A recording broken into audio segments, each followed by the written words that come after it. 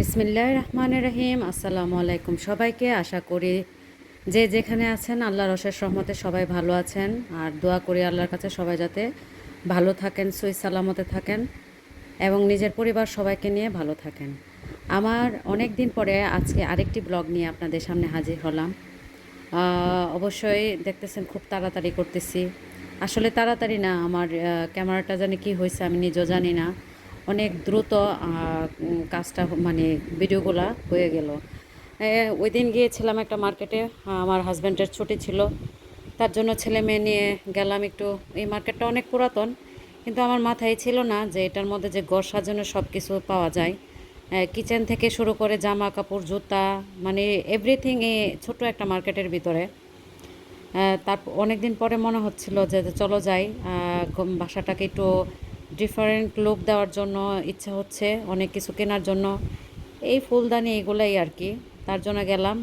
তারপরে সংসারে তো জিনিস থাকেই, দেখতেছি কোথায় কী আসে বিষয়। কিন্তু ছেলে মেয়ে নিয়ে গেলে আমার জিনিস কিছুই কিনা হয় না, কিন্তু ওদের জিনিস সবগুলাই অযথা গাট্টি ভরে আর কি, ব্যাগ ভরে নিয়ে আসতে হয়, যেটা আমাদের মা বাবারা সবাই ফেস করি, এটা সবাই জানেন। এই তো এই মার্কেটটাতে সব কিছু পাওয়া যায়। আর এই গরমে আসলে ভিডিও দিতে পারতেছি না, কারণ অনেক গরম পড়ছে আমাদের এখানে। গরম পড়ে না কিন্তু জুন মাসটা চলে যাওয়ার পর জুলাই মাস পাড়া দেওয়াতে প্রথম সপ্তাহ থেকে মানে একদম অবস্থা টাইট, অনেক গরম পড়ছে। দেশেও নাকি অনেক গরম এখন শুনতেছি। কিন্তু আমাদের দেশে তো আচ্ছা যাক সুবিধা আছে, অনেক কিছুই সুবিধা আছে। আমরা এখানে বিদেশে থাকি কিন্তু কারেন্ট থাকে, গরমটা মারাত্মক থাকে বাসার ভিতর আর কি। সব বাসায় না অবশ্য, নিচতলা যেগুলো থাকে এগুলাতে গরম অনেক কমই থাকে ধরতে গেলে। আমি অনেক অনেক বাসাতে নিচতলাতে থেকেছি, জানি। এই যে এই মার্কেটটা হচ্ছে একটা চায়না দোকান, মানে চায়না মার্কেট। এখানে অনেকগুলা গোল্ড, মানে সিটি গোল্ড বলে না, ওইগুলার চুরি দেখে আমি যখন প্রে করে ফেলেছি তখন আমার চোখে নজরে পড়েছে। দেখে তারপরে আমি হাতে গেছি, বলতেছি যে আবার যখন আসবো তখন এখান থেকে নিয়ে যাব। আর ঘুরতে ঘুরতে খিদা লেগে গেছে, বিকালের নাস্তা। তো ছেলে মেয়ে পিজা দেখে পিজা খাবে, আমি বলে খাও, তোমাদের খাবার তোমরা খাও। আর এখানেও দেখলাম মার্কেটে একটা সাইড বাচ্চাদের জন্য করে ফেলছে। এখানে ছিল কিন্তু এখন বড় করে আবার বাচ্চাদের জন্য একটা সাইড করে ফেলছে, দেখে সুন্দরই লাগলো।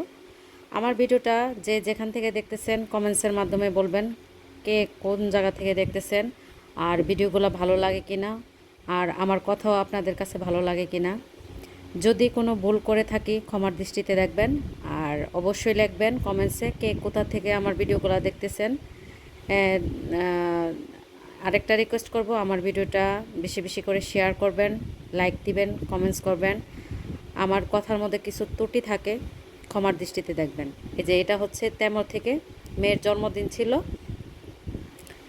তাই নিয়ে আসলাম। মেয়েকেও সারপ্রাইজ দিব, মেয়ের বাবারেও সারপ্রাইজ দিব। এই জুতাটা আমার কাছে খুব পছন্দ হয়েছে তাই নিয়ে আসলাম। খুবই ভালো পড়ছে, কোয়ালিটি অনেকই ভালো।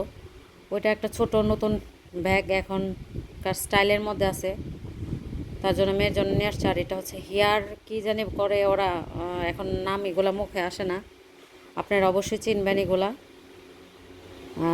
এগুলাই টুকিটাকি জিনিসগুলাই মানে মাঝে মধ্যে কিছু অর্ডার করি। ব্যাগটা আমার কাছে অনেক ভালো লাগছে, ছোটোর মধ্যে বাচ্চা মানুষ একটা মোবাইল নিয়ে বাইরে চলে যেতে পারে। আর এটা এটা আসলে আমি যে কোন দিক দিয়ে যে আমি অর্ডার দিছি আমি নিজেও জানি না, মনে হয় টিপ পড়ে গেছিলো, আমি জানি না। তবে ভালো হয়েছে, আসাতে ডিম ভাজা যাবে, রুটি টুটি সেকা যাবে আর কি।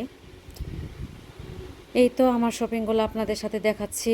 জানি না কে কীভাবে আমার ভিডিওটাকে নেবেন। প্লিজ একটাই রিকোয়েস্ট, খুব ভালো করে দেখবেন, না টেনে পুরো ভিডিওটা দেখার চেষ্টা করবেন। আর যদি ভালো লেগে থাকে অবশ্যই আমাকে জানাবেন আপনাদের কমেন্টসগুলা। আপনারা যদি কমেন্টস করেন তাহলে আমার ভিডিও দিতে অনেক ভালো লাগে।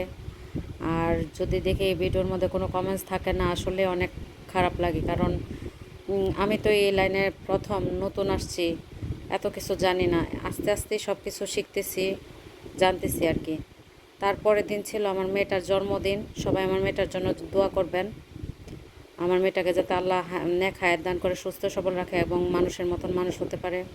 বিদেশ বাড়িতে এটাই হচ্ছে মা বাবার সবচেয়ে বড় টেনশন ছেলে মেয়েকে মানুষ করা। বেশি কিছু করি নাই, ঘরোয়াভাবেই করছি।